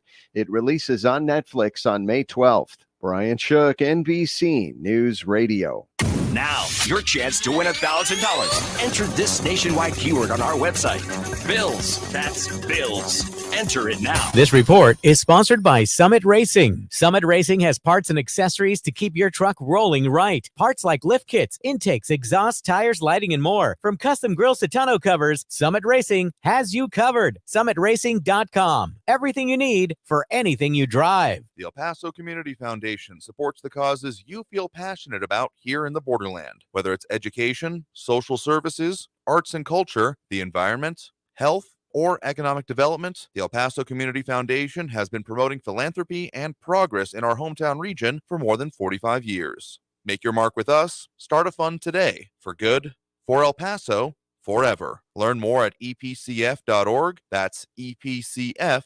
I'm Martin Hoke, the inventor of Navage Nasal Care, and I love Navage. I've told you about how your nose is the body's air filter, that Navage's powered suction will help flush out allergens, viruses, mucus, and germs, and that Navage will help you breathe better. But what do other people say about Navage? Like Tara, quote, "My doctor wanted me to do saline rinses for my allergies, but I've never been able to successfully use a neti pot. Navage uses suction power, so it's foolproof. There are nights when I'll have particularly bothersome allergies. I'll bust it out, and the results are immediate. It's such a relief. It's become a lifesaver," unquote. She's one of over 100,000 online reviews praising Navage, the all-natural solution trusted by over 3 million people to help you breathe better, sleep deeper, snore less, and stay healthier without drugs. Navage is available at Walmart, CVS, Walgreens, Target, Rite Aid, and online. Navage, Navage, clean nose, healthy life. Pray.com's Meditative Prayers podcast is the best way to bring God's perfect peace into your night. Each meditative prayer helps you focus on God, fight anxiety, sleep better, and more. As you close your eyes, ask God to come and have fellowship with you. Open yourself to the Holy Spirit and ask Him to minister to you. Listen to Meditative Prayers on the iHeartRadio app or wherever you get your podcasts. El Paso's News Radio 690 KTSM. Live from the KTSM AM 690 studios, it's Talk El Paso with Andrew J. Polk. To be a part of the show, call 915-544-KTSM or follow on Facebook at facebook.com/Talk El Paso. Now here's your host, Andrew J. Polk. Thank you all so very much for joining us here for Talk El Paso, airing live on News Radio 690 KTSM. I'm your host, Andrew J. Polk. Thank you for tuning in, however you may be doing so, be it on air, online, live streaming through the free and reliable iHeartRadio app, or joining us over on the various social media pages we're up on these days, facebook.com/Talk El Paso, the Talk El Paso channel over on YouTube, Twitter at Talk El Paso, or twitch.tv, Andrew J. Polk. A lot of people tuning in, chiming in on a lot of those there, dropping those likes and reacts, primarily on the Facebook page that we do appreciate. Rick Reyes, Randall Nelson, Amber Banda, James Radcliffe, Ida Besa Gardner, Monica Cervantes, Flaco Jimenez, Robbie Flores, Angel Rueda, and more. If you appreciate the ability to talk about the things, whether or not you agree with the topics we're going on to, that's an entirely separate issue in my mind, because a lot of stuff we end up delving into that I'm not particularly a fan of, but we need to talk about it, and talk about it we will. So as we've been going into today, primarily onto Prop K, primarily from those that are the proponents of it, the Sunrise El Paso movement, through one of the questions that came up a little bit earlier about how long has it been in existence. What Dominic mentioned is that about 2018, putting at its inception in the area, but Derek Grant asking if they spin off of Sunrise Austin and Sunrise San Antonio, etc. I do believe that there is a national, Sunrise, I don't think I have that website in front of me, but there is a national similar type of organization. Not sure if it's implications that James Radcliffe was talking about with a Sunrise movement or not, but it's a local offshoot. I first became aware of them, I want to say in, probably about 2020 at the Bernie Sanders rally. Believe it or not, as we were doing some coverage of that one that was coming through, and part of the lead up to that presidential election, and the very many interesting conversations I was having out there, some of which we played on air. So that's when I first became aware of them, and of course it's taken a lot of different forms and formats since. So at least one of the questions, but of course we have that phone line open now. Again, if you want to get on the line, well, they're full up at the moment, but just keep that number handy, 915-544-5876, 915-544-KTSM. I am sure that there is a lot of questions, comments, and just again, to make it perfectly clear, this wasn't even a half of the interview that we aired today. It was some of the significant sections from the initial point that we did in the 2+ hour full interview that we are going to have posted online basically as soon as we can. Ran out of processing time before we had to get on the air and start using that bandwidth for this program today, but planning to have it up, if not early tomorrow, after we have the completion of our airing of the interview, with more getting into the studies, the back and forth, the meta-analysis, and some of the cost estimations. Specifically, we went a lot more in depth on the not quite line by line, but damn near some of the major questions I had in the actual analysis of it anyway, and the way that proposition came, if voted into place, would actually take effect. And there are a lot of particulars that hopefully y'all would find useful. So we're going to have that posted online basically as soon as we can, with full video there as well, because another processing thing. There's only so much bandwidth and time in the day as we complete these interviews. So that's just kind of our situation, but still want to bring you the content, the audio of it anyway. The online version will have full video. So let's go ahead and get to those phone lines now. Right now, we do have Stephen on the east side with us right now. Stephen, thanks for joining us. Hey, Andrew. Thanks for taking my call. Sure thing. What's on your mind?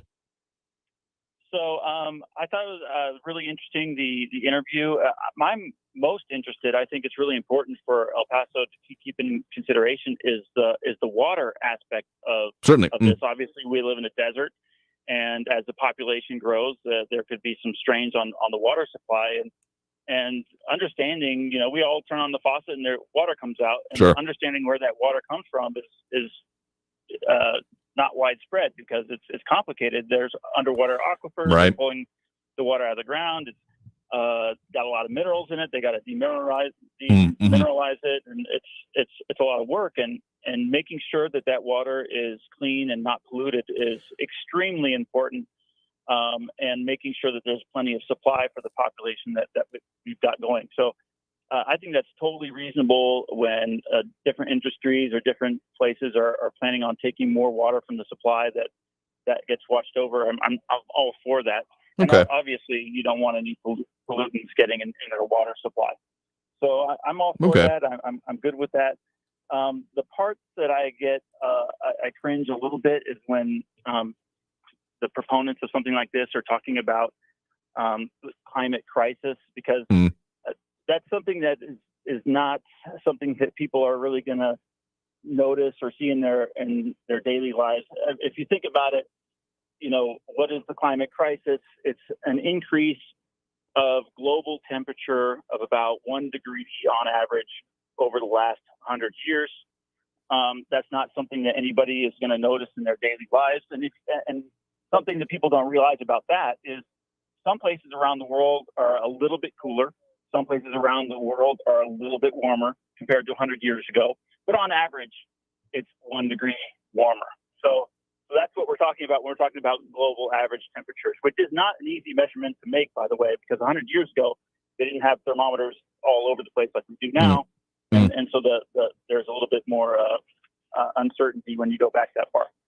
So the other thing that is concerning is that people care about how much we've been paying lately. I mean, everyone's prices got jacked up. Now, part of that is inflation. The dollar is not worth as much as it used to be. So you're going to see prices on everything jacked up. But you've even seen all kinds of crazy fees on electricity lately, and people are paying a lot. So what is the final outcome going to be if they decide to make some changes when it comes to where does our energy come from when it comes to solar or wind or adding different things to our, let's say, make our energy supply more diverse? Because the thing that's happened in other countries, and this needs to be looked at closely, is, well, if you have these multiple sources of electricity, let's say you've got a wind farm, they put it out somewhere, or they put a solar farm out somewhere. Now, it doesn't, the sun's not out all the time. Sometimes it's cloudy. Fortunately, we don't have much of that here in El Paso, but wind is complicated too, because even when it's windy, wind farms need a certain kind of wind. They work better if you have wind often coming from the same direction, a constant blowing wind like you sometimes get offshore. Meanwhile, here in El Paso, sometimes it's like gusts that are really fast and from different directions, and that doesn't work very well with wind farms. So it's much more complicated. And the other problem that other countries have tried this, have run into, is since the solar and the wind is intermittent, meaning you don't get a constant rate all the time, you need to have some other supply of energy that kicks in whenever those ones aren't working properly. So you need a secondary infrastructure in order to, like a backup infrastructure. So you kind of have 2 different or 3 different infrastructures. That's why it's been more expensive in other places. And is that what El Pasoans want? Do we want more expensive energy? Now, if it can be proposed something that would be less expensive, I think people would be more for it. But I think what the proponents are trying to say is, well, because we have a climate crisis, we just have to spend more money on electricity.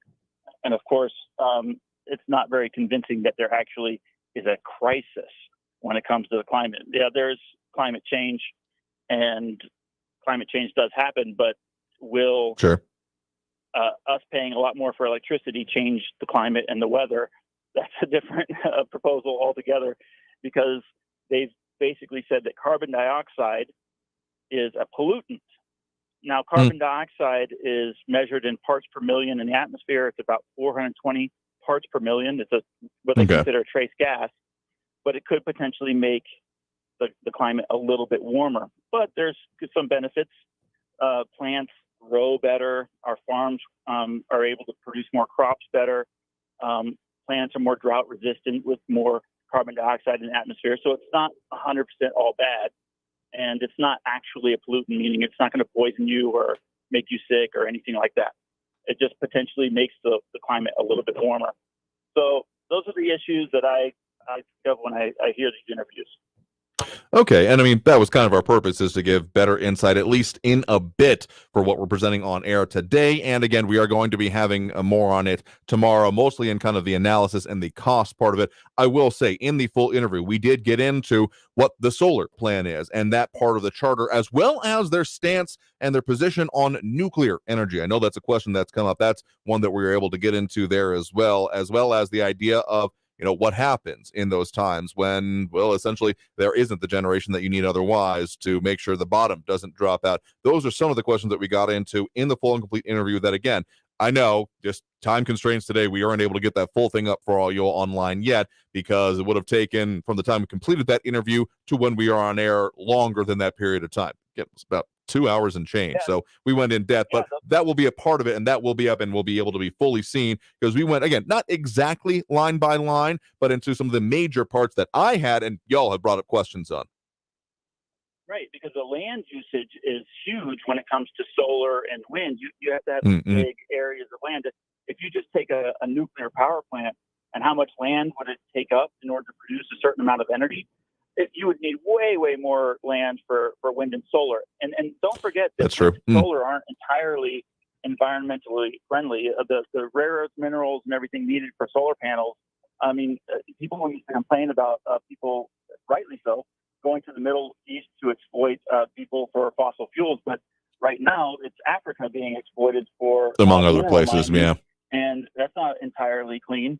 So they need to take that into consideration. And rare earth minerals, people don't want these huge mines here in the United States. Apparently, they'd rather exploit other countries and do it there and build those huge mines over there rather than our environment. So comparing that with nuclear, and which does have some waste, but those types of plants are getting better in terms of the waste management and everything. So I think it's very safe. I mean, nuclear historically has been literally the safest type of energy generation ever. So there's a lot of fear mongering around nuclear, and hopefully that's being taken into consideration. I think it is, but it's also hard to deny that it's got one of the mother of all PR and NIMBY problems along with it. So I think that if that's really going to be the focus on it, and essentially the way the answer came down, spoiler alert for those who want to see the full interview, but the details are there, is that this effort and this organization, the organizations involved in this, are essentially neutral when it comes to nuclear, but to see that actually develop kind of outside of this whole issue is going to be a whole nother kettle of fish. I got to be honest with you. Yeah, you know, one of the ways that they solve that NIMBY problem is the people who live in the direct vicinity of the nuclear power plant get essentially free, close to free, low cost of electricity production, and those people like that just fine. That might be one way to do it. So, I mean, there hasn't been, I think there's like one newish nuclear facility, but in the last 30 years, I'll look that up in the past. I'll need to take a look at it again, but those are some of the issues, but yeah, there are possibilities. But in the meantime, we got this Proposition K before us, and we'll keep delving into that. So appreciate your thoughts on it, and you're sharing your perspective, and do appreciate the point in the call. You have a good one there. Thanks. And with that, we're going to go ahead and take that next break right now. Again, someone willing to actually discuss things with me, I'm going to tend to entertain more than not. That's my foible, and I'll own up to it. But anyway, let's take that next break right now. If you wanted to get on the line, don't forget that number to do so is 915-544-5876, 915-544-KTSM. Back after this break with more Talk El Paso here on News Radio 690 KTSM. Stay tuned. Traffic all day. News Radio 690. Slow traffic continues on I-10 westbound this afternoon from Wrestler up to Trans Mountain, 10-minute delays. I-10 eastbound at Dallas Street exit downtown to disabled trucks blocking the right shoulder. El Paso police responding to a crash gateway north at McCombs. And Global Reach is still slow southbound from Liberty Expressway down to Montana. It's a 38-minute delay. Carrie Edwards, El Paso traffic. This report is sponsored by Jackson Hewitt. Taxes are due. Have you filed yet? Don't worry. Jackson Hewitt is racking up the assists. They guarantee your biggest refund, and they will get you filed or get you an extension before the deadline. Beat the clock and the crowds. Go to Jackson Hewitt today. Paid for by government.com. Did you hear? A recent stash of $20 gold Liberty coins from the 1800s has been found. These gorgeous gold coins are as bright and shiny as the day they were struck in the late 1800s, and less than 50 of these gold coins are available. Coin experts are calling this gold find an incredible opportunity. Call 1-800-495-6468, and you are guaranteed a $20 gold Liberty coin minted by the U.S. Mint in the 1800s. But with extremely limited availability, you must call now. These gold Liberty coins from the 1800s are still in uncirculated condition. That is history you can hold in your hand. To learn more, call 1-800-495-6468. Call now, and you'll receive a free American Coin Collector's Bonus Package, a $75 value free with every order. Call 1-800-495-6468 now to secure your $20 gold Liberty coins dated from the 1800s before they sell out. That's 1-800-495-6468. Here's football star Tony Romo for Skechers Max Cushioning Footwear. You know when you go to your kid's game and you have to sit on those uncomfortable, super hard bleachers? That's how I feel now when I wear regular shoes. Why? Because once I started wearing Skechers Max Cushioning, I've been spoiled with how amazing extra cushioning feels. Skechers maxed out the cushioning with a thick, comfy slice of super light Ultra-Go cushioning for a soft, pillowy feel with every step. See all the fashionable styles of Max Cushioning at the Skechers store, Skechers.com, or wherever stylish footwear is sold. This is your captain. You may have noticed my new haircut on your way in. Wanted to look my best. Getting the new passport photo taken at Staples. In and out in 10 minutes. And while I'm there, I can grab travel-sized body wash. Maybe a shower cap. Don't want to mess up the new do.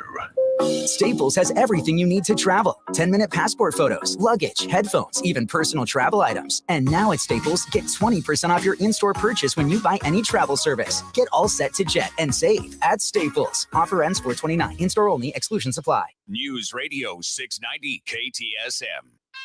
Live from the KTSM AM 690 studios, it's Talk El Paso with Andrew J. Polk. To be a part of the show, call 915-544-KTSM or follow on Facebook at facebook.com/Talk El Paso. Now here's your host, Andrew J. Polk.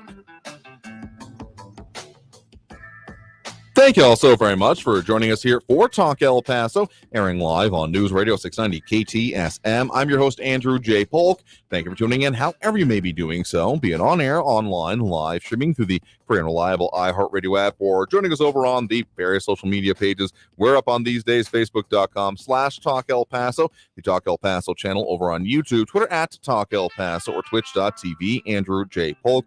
And again, on most of those, Twitter doesn't really do like non-live videos, at least not that we've had good luck with.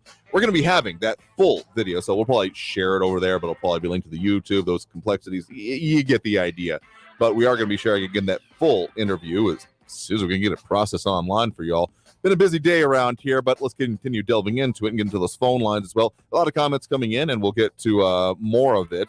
And I mean, again, I'm willing to entertain people who are willing to actually discuss things with me, and other questions about who this benefits, costs, and that'll be really particularly the cost will be something we'll be getting into with the interview segment we'll have tomorrow on the show as we continue delving into this even further. So let's go back to those phone lines right now. Again, full up at the moment, but keep that number in mind, 915-544-5876, 544-KTSM. We do have Eric on the east side here with us right now. Eric, thanks for joining us.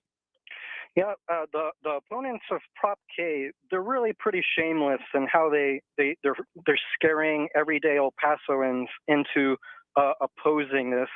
And I wanted to point out one specific part that I was surprised to see El Paso Matters, misinforming people on, about how El Paso Electric is concerned about how their gas power plants outside the city limits are going to be impacted by the water contracts being reconsidered, because the way that the opponents are saying is that all of the contracts that the El Paso Water Company has with these gas companies are just going to be automatically canceled, when that isn't the case at all.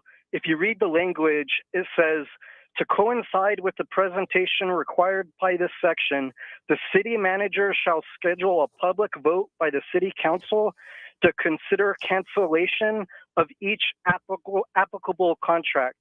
That means the city council is going to have to take a public vote on which contracts are going to be canceled.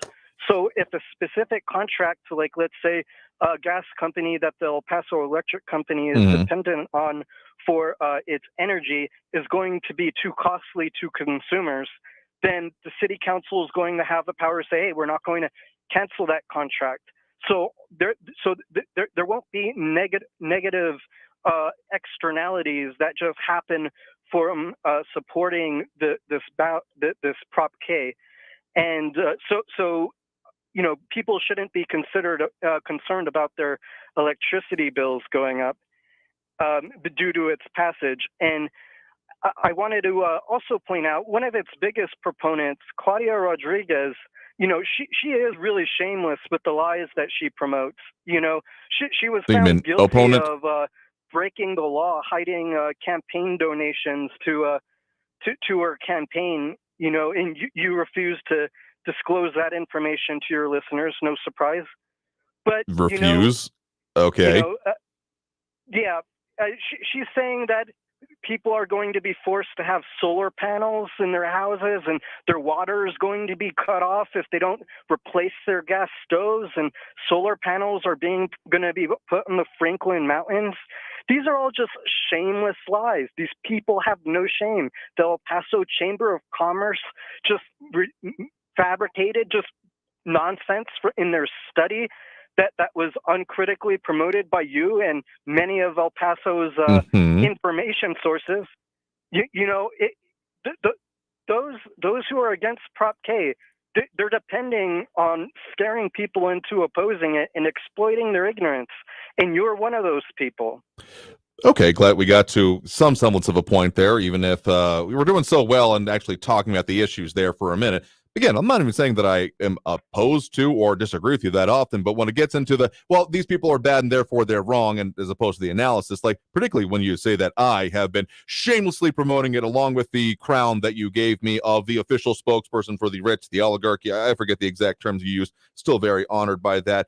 If we would stick with the issues here for just a second, the portion that you referenced there under the water conservation, section 9.12 and the section 9.12-2, the cancellation of city contracts subject to the ban, because there are, of course, the parts of a ban on using city water for fossil fuel activities outside of the city limits is the overall purpose. The first section of that, the part right before what you mentioned about the city council vote, states that to the extent that all contracts to sell or transfer city water for fossil fuel industry activities outside of the city limits were enacted prior to the adoption of this charter provision, the city manager shall prepare a report to the city council within 3 months of the adoption of this charter amendment, identifying the relevant contracts and presenting all available methods for canceling such contracts. So, I mean, if you're saying that it's not immediately going to be is necessarily canceling the contracts, I got to say, some of the reading of this language seems to suppose that there will be a movement towards it regardless. And again, not even the previous, like the newer ones. We're talking about the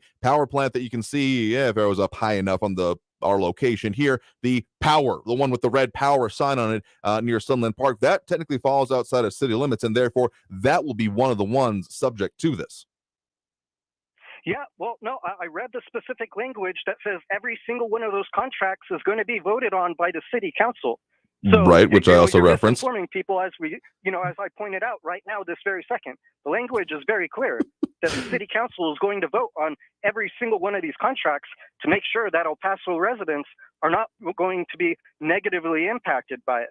We should be focusing on saving El Paso taxpayer money, which Prop Sure. K will do in the long run by, making our schools and city government buildings powered by their own solar panels and less dependent on the El Paso Electric Company, which has a monopoly on our electricity.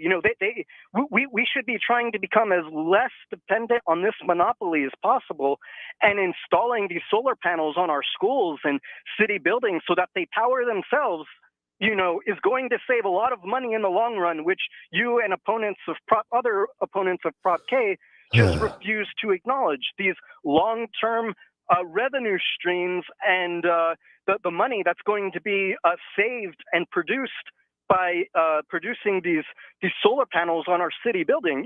So this faux concern about saving city taxpayer money from conservatives, it's just bad faith. And a lot of it is originated in your guys, you hear anything about climate change and you guys blindly reject the scientific consensus on the matter, so you just blindly reject it. Yeah, of course there's going to be upfront costs to implementing this, but when you look at the long-term returns, just like any businesses invest money to make money in the long run. That's what El Pasoans should be focused on when they support Prop K. Is that the long-term returns that the city is going to have by having the buildings powered by the sun, to not have to buy that energy from El Paso Electric, which already has plans to move towards being powered by solar energy.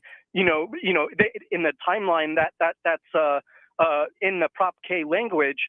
I'm very aware of that language in the Prop K. There's in fact a billboard on, I want to say it's near I-10 on basically the rail yards. I don't remember which exact the cross street is, but as you're approaching downtown from the east, so when you're headed westbound on it, there is a current billboard, saw it myself today, from El Paso Electric talking about being I can't remember if it was carbon neutral or carbon zero by 2045. So I'm just going to say that this may not be the exact same language. In fact, that's a question that I got into either within that first segment, I don't recall, or one of the later ones in the full interview with the Prop K folks, and how they are not totally on board with that type of language, that type of thing. But let me just say this. It's amazing how you can only feel right if everyone arrayed against you is bad. And if your concern about taxes is genuine, but everyone else's that you disagree with is a faux concern, isn't that just so convenient? Point is that, sure, the idea of solar panels and using them to enhance our power generation and, Flacco Jimenez pointing out near Dallas Street. Appreciate that. So, yeah, you can go see it for yourself. I don't think you'll be able to see it on, like, Street View, but if you're driving by, don't crash into anyone or anything. But, yeah, it's out there, and I'm sure there are others around the community. The point is that, sure, solar panels would make a level of sense, and yet one of the issues and one of the points that we further break down with this item, and we get into with the Prop K folks, is about one of the provisions about actually Section 19.3, elimination of impediments to renewable energy, including talking about the removal of interconnection fees. That's the real issue with that whole concept, because right now anyone can have solar panels and have them, be generating power, and yet the way it's required to be in Texas, among other things, is that you have to have the connection to the grid, and therefore you have to have that interconnection, which currently means that you can't go negative on it. Sure, you can save money, but it's not going to eliminate those costs. Now, whether that makes sense or not in the long run, the savings end up justifying the infrastructure of it or not, that's a conversation that can be had, but currently that it can't be done. And that's one of the finer points that we get into with the Sunrise El Paso group, is about, okay, is it actually reasonable, possible, likely that this will both, if it passes, be enactable, or if it will have further issues with, say, legislation from the state, as the state has shown quite the willingness to reach down even into home room and be able to talk further about this. And apparently our video disappeared. Don't worry, we're still here, as long as y'all could still hear us. But in any case, tell you what, we got to take that break right now, as we are overdue for that next one. So I appreciate the analysis of the issues, and when we start going into the you suck type comments, yeah, you can miss me with that, as I'm sure it makes you feel good, but it's kind of like a rocking chair sure feels like you're doing something, but you're not getting anywhere, nor particularly changing anyone's mind with it. I got to say that, my dude.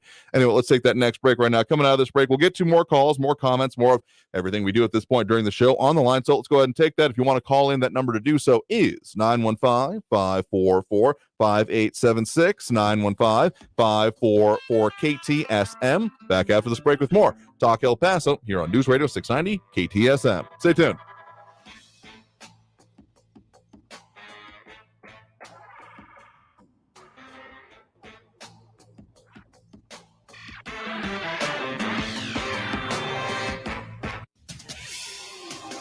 El Paso's News Radio 690 KTSM. Hello, I'm Erica Castillo with this KFOX 14 news update. An El Paso woman pleaded guilty this week to 11 counts related to wire fraud and impersonation of a federal employee. According to court documents, 53-year-old Ana Maria Hernandez portrayed herself to be a U.S. Citizenship and Immigration Services employee and defrauded numerous undocumented non-citizen victims and their family by falsely representing that she would process their immigration applications for a substantial fee. She faces a maximum penalty of 20 years imprisonment on each wire fraud count and 3 years on the impersonation count. A federal district court will determine her sentence. And El Paso County Judge Ricardo Samaniego says he is dissatisfied with the federal government's communication so far over the proposals to expand the Bridge of the Americas, which include potentially tearing down the El Paso County Coliseum and ice rink, among other impacts. Samaniego believes the current expansion plans have more negatives than positives for El Paso and is now legally exploring the options. The next step is to put an item on the agenda for the public to discuss. I'm Erica Castillo with this KFOX 14 News Update. News Radio 690. Traffic all day.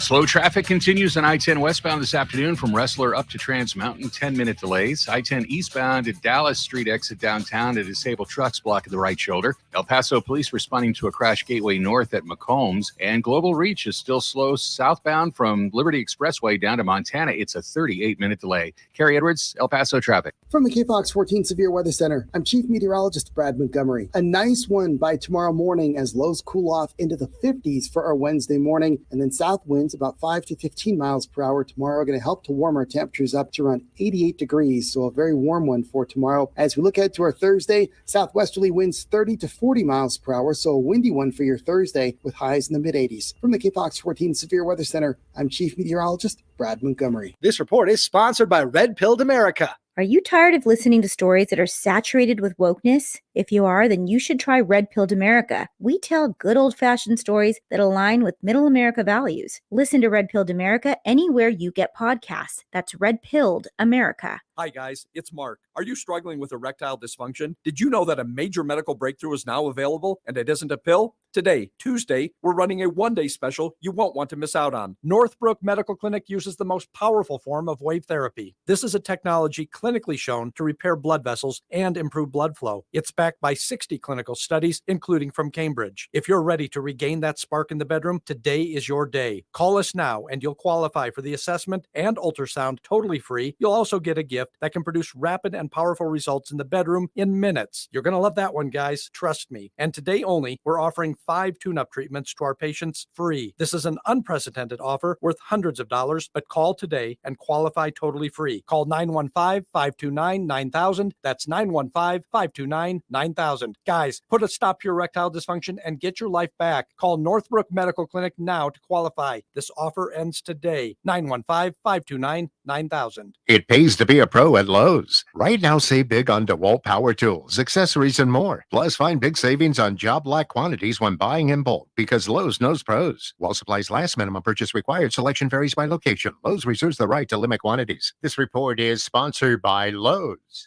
News on the hour and a half. Traffic and weather all day. I don't watch television, so I get all my news from you. News Radio 690 KTSM.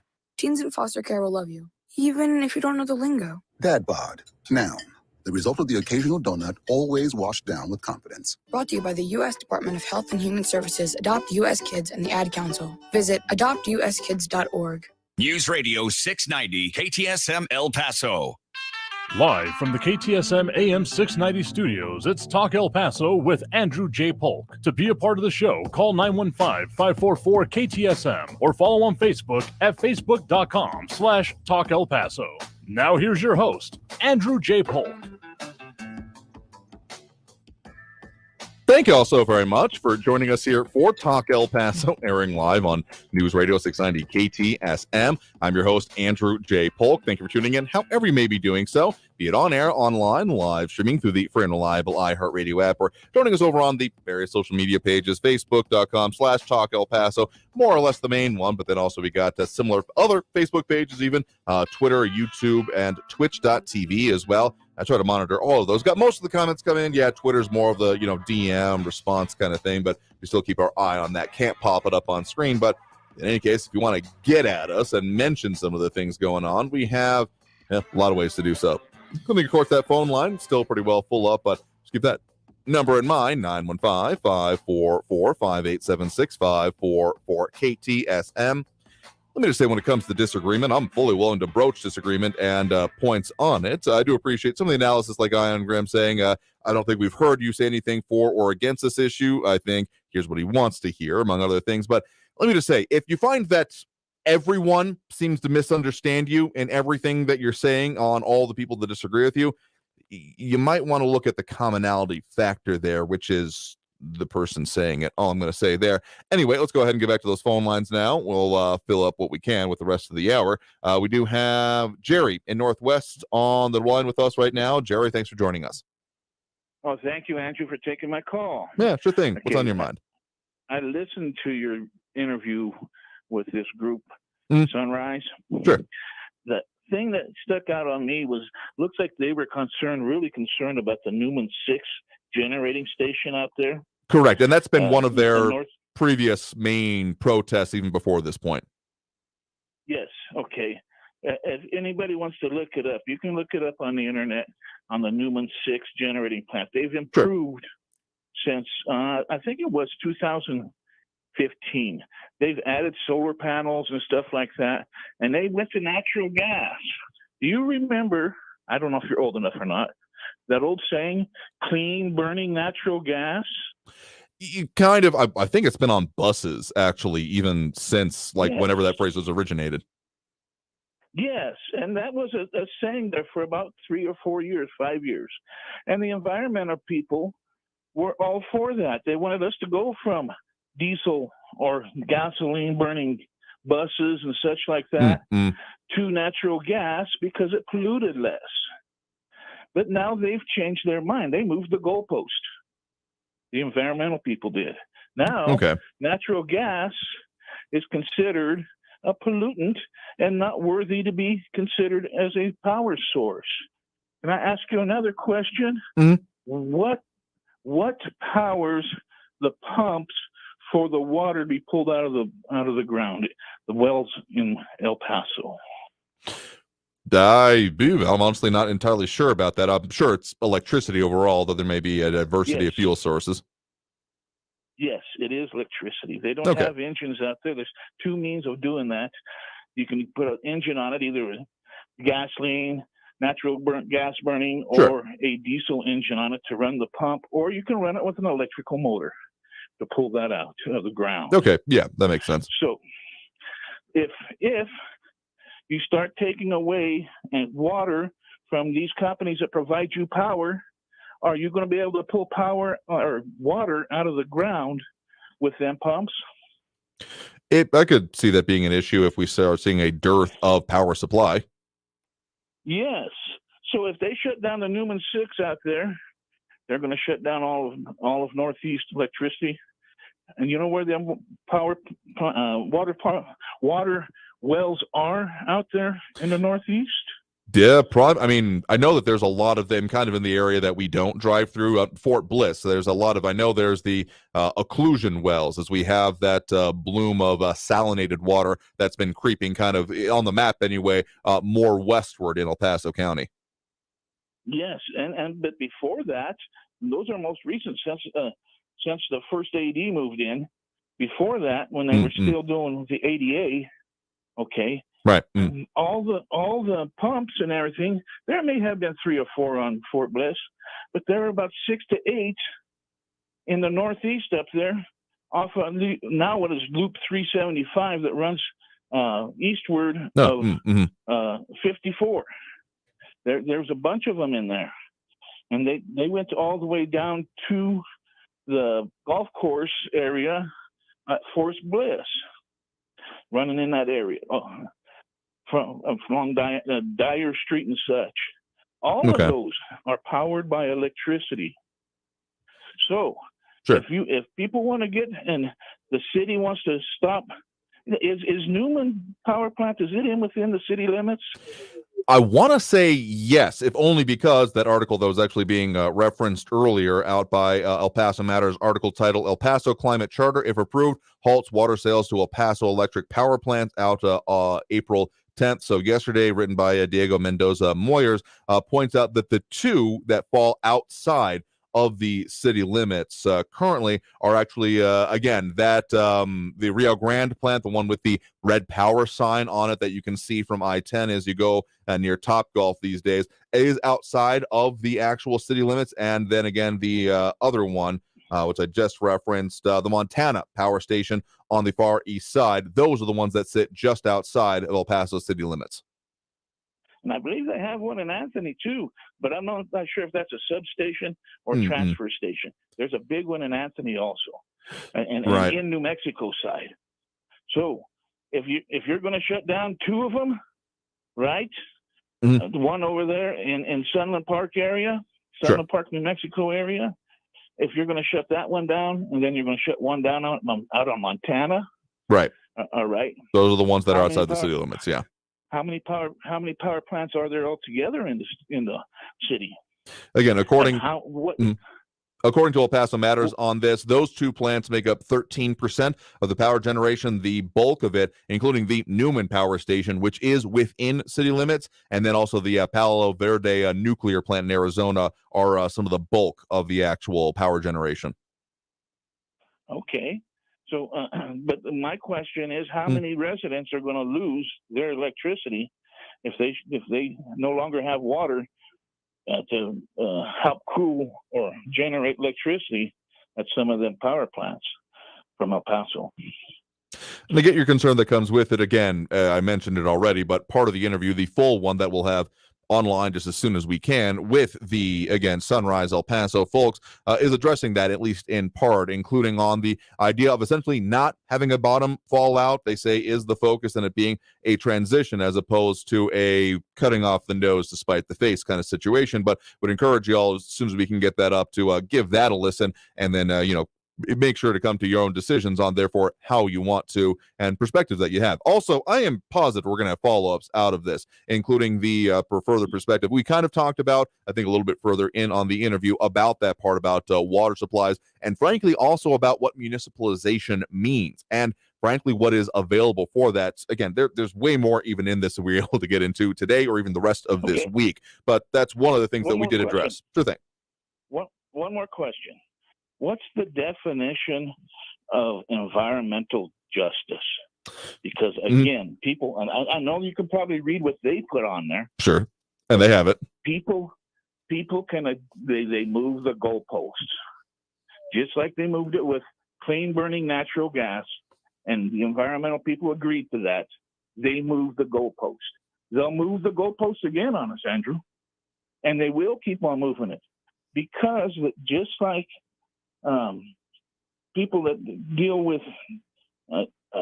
relations as far as race relations, they scare people into thinking that the environment's going to collapse on us, just like Thornburg, that gal Thornburg from Greta Thunberg, right? Yeah, she said that the Earth will end by July 2023. She said this in 2018 when she did her big thing at the UN. Well, guess what? We're only about 3 months away from July 2023. The Earth hasn't ended yet, and I don't think it will by July 2023. I'd be surprised unless we just seriously blow ourselves. The common factor of most doomsayers so far has been that they've all been wrong. And if someone's right, this whole argument, they only have to be right once. But in the meantime, I think there's more rational and frankly more useful ways to go about talking about this. Again, we want to move in a direction. We certainly can, but making sure it actually works and doesn't, again, have the bottom fall out is an important thing. Yes, it is, and that's why I'm screaming and hollering. Yep, People, you better watch what you're looking at here. Look and see before you vote yes on this. Well, it's certainly. Thank you, Andrew. Yeah, sure thing. Thanks for the point in the call. Do appreciate it. Thank you. Bye-bye. And I mean, I will say that I will certainly appreciate anyone and everyone voting in any direction on this to know what is. I mean, again, it's a sizable item that's going to be on the actual ballot itself, and knowing all the provisions of it, I don't think it's going to be totally, I mean, the full language is not going to be on there, including the roughly 6 pages of functional language within the entire 10-page ordinance about what will actually go into the charter. Now, I'm not saying everyone has to read every bit of it. We're doing, again, the breakdown we are, but you got to know what's going on to be able to even start that conversation. Okay, I think we got to have, or at least the conversation about voting. And yes, make your plan to go vote. Early voting starting, we're getting closer to it. April 24th, if I'm not mistaken. And let me make sure I'm not mistaken. Yep, April 24th, Monday, start of early voting. Mark your calendars, folks. Anyway, I think we have time for at least probably just one more quick call on the line with us right now. We do have Frankie and Messia on the line with us right now. Frankie, thanks for joining us. Okay. You know, I mean, I know you get annoyed on superfluous asides by Eric, but he did have a couple of good points. Now, having said that, sure. I just heard this guy from the congressional 23rd district of your Texas, local. I'm talking local issues, by the way. I know you get excited about that. Sure thing. Tony Gonzalez. This guy, Tony Gonzalez, with an S, not a Z, went on and said, and I can't believe that he actually said it.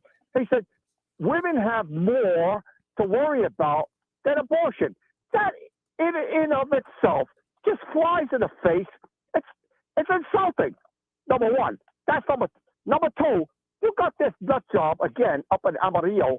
This nut job, the federal district judge, who started. He opened the Pandora's box with this whole abortion nonsense and everything else under the sun. Now, having said that, I'm serious as a heart attack. Andrew, everybody else out there, the Southwest border region. I mentioned this to you before. I will, Messia Frankie, not call you tomorrow or Thursday and give up my opportunity to chime in Wednesday or Thursday to allow the many, many, many women out in the Southwest border region to chime in on what they think about this whole stupid Republican conservative kook nonsense. That's what I want to say.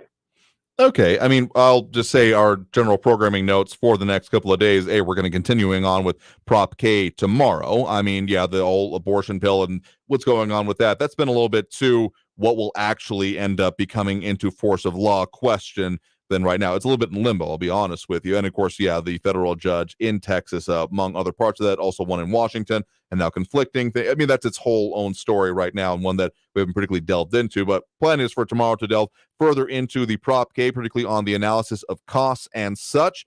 And then also on Thursday for you all, going to be talking a little bit more about some of the important days of this month, actually as child abuse awareness and prevention amongst other things. So we'll be talking further about those the rest of this week. So I mean, it's up to you. It's entirely your prerogative to call in or not. Just know that those are some of the things that we got going on for you. Okay, no problem. If you're not going to allow, or for the purposes that you want to do for your program, to let people call in relative to the support, I'm big on this Proposition K. I want to talk more about that too.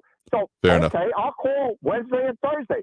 But I'm just saying, with this abortion thing, which is an outrage, for all the reasons that you can imagine, okay, don't want to talk about it? No problem. But I'll chime in on that Proposition K because I have skin in the game, as I mentioned to you, relative to the municipalization of the whole El Paso electric thing. So, okay, I'll chime in. I'll tune in. We'll find out what's going on. All right. Fair enough. And again, that's all I wanted to say. Appreciate the point in the call. You have a good one there. Okay, take care, Andrew. And with that, tell you what, we'll take that next break. I'll talk a little bit more about what we do have coming up. I gave kind of a Cliff Notes version right there, and we'll give another quick, different reading from the Cliff Notes. I don't know the right way to put it. Anyway, we'll be back to tell you a little bit more about what we're working on for you after this next break here on News Radio 690 KTSM. Stay tuned.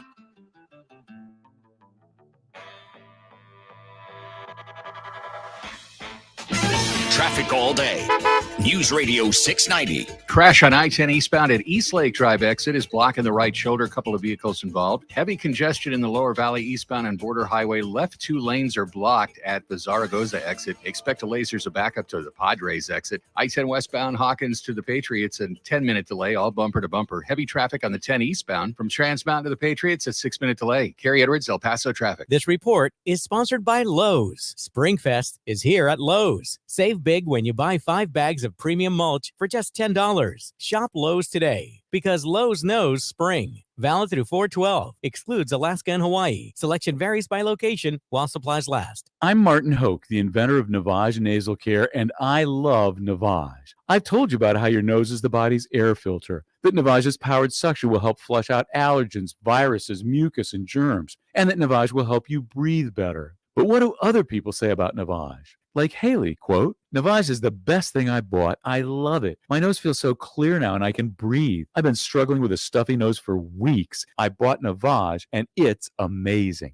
Or this one. I use Navage every night. Could not imagine life without it. I have 5 cats and before I found Navage, I was a clogged mess. Now I breathe so much better, unquote. Those are 2 of over 100,000 online reviews praising Navage, the all-natural solution trusted by over 3 million people to help you breathe better, sleep deeper, snore less, and stay healthier without drugs. Navage is available at Walmart, CVS, Walgreens, Target, Rite Aid, and online. Navage, N-A-V-A-G-E, clean nose, healthy life. Here's football star Tony Romo for Skechers Max Cushioning Footwear. You know when you go to your kid's game and you have to sit on those uncomfortable, super hard bleachers? That's how I feel now when I wear regular shoes. Why? Because once I started wearing Skechers Max Cushioning, I've been spoiled with how amazing extra cushioning feels. Skechers maxed out the cushioning with a thick, comfy slice of super light Ultra Go cushioning for a soft, pillowy feel with every step. See all the fashionable styles of Max Cushioning at a Skechers store, Skechers.com, or wherever stylish footwear is sold.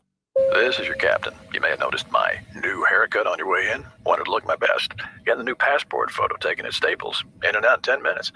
And while I'm there, I can grab travel-sized body wash. Maybe a shower cap. Don't want to mess up the new do. Staples has everything you need to travel. 10-minute passport photos, luggage, headphones, even personal travel items. And now at Staples, get 20% off your in-store purchase when you buy any travel service. Get all set to jet and save at Staples. Offer ends 4/29. In-store only. Exclusions apply.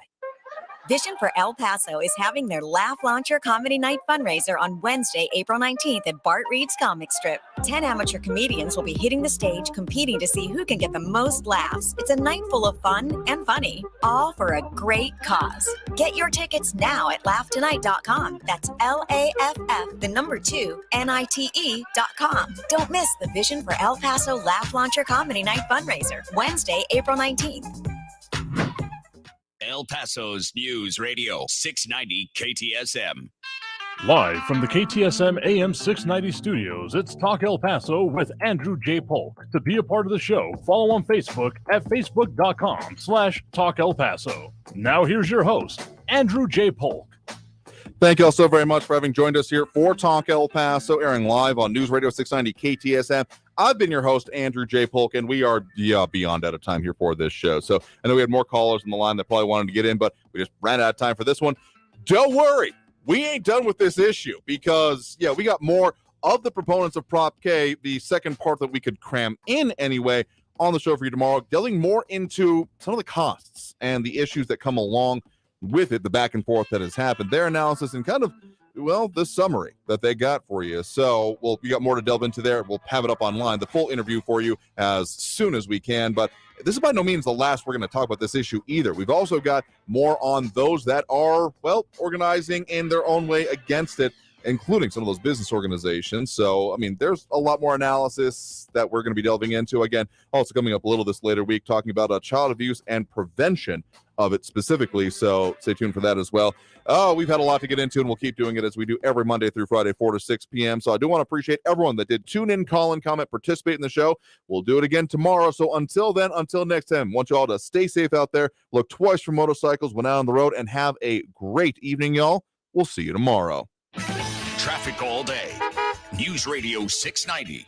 A possible accident involving 3 vehicles blocking the left lane on Joe Battle northbound at Montwood Drive is causing a backup. Traffic's already slow in that area. Northbound Zaragoza between the Loop and Montana is a 10-minute delay. An accident's blocking the right shoulder, I-10 eastbound at Eastlake. And heavy congestion in the lower valley on Border Highway eastbound at Zaragoza has the left 2 lanes blocked. Kerry Edwards, El Paso traffic. Hear new music first on your free iHeartRadio app. This is Lars James from Metallica here. And this is iHeartRadio. What's up? This is Mike Shinoda from Linkin Park. We're the Red Hot Chili Peppers. Yeah. Playing now on your completely free iHeartRadio app, where the biggest stars in the world connect with you. Always just minutes away from the latest news around town and around the world. You need to know what's going on. News Radio 690 KTSM. Portions of the following program were pre-recorded. News on the hour and a half. Traffic and weather all day. Keeping you informed and up to date. El Paso's News Radio 690 KTSM. Freedom of speech lives here. To me, freedom of speech is being able to say anything you want. El Paso's News Radio hour and a half. Traffic and KTSM. News Radio 690 is KTSM AM El Paso, an iHeart radio station. NBC News Radio, I'm Brian Shook. Police body cam footage of the Louisville bank shooting shows officers moving in to engage the suspect while encountering heavy fire. The footage out Tuesday captures the moment police opened fire, killing the 25-year-old gunman. Louisville PD Deputy Chief Paul Humphrey said the police officers who responded to the situation deserve all the recognition they get. They deserve to be honored for what they did, because it is not something that comes easily. It is not something that comes naturally. Anybody who gets shot at reacts. For people to react by staying there and going back inside the scene, keeping themselves in danger, that's superhuman. 2 officers are among those injured, and 1 remains in critical condition after being shot in the head. The Pentagon is vowing to turn over every rock to find the source of a U.S. intelligence leak. A batch of what appear to be classified documents have recently leaked online. Defense Secretary Lloyd Austin today said authorities are working to find the source and determine the scope of the leak. China may be preparing to go to war against Taiwan, according to the Taiwanese foreign minister. Joseph Wu told CNN that China's military exercises simulating joint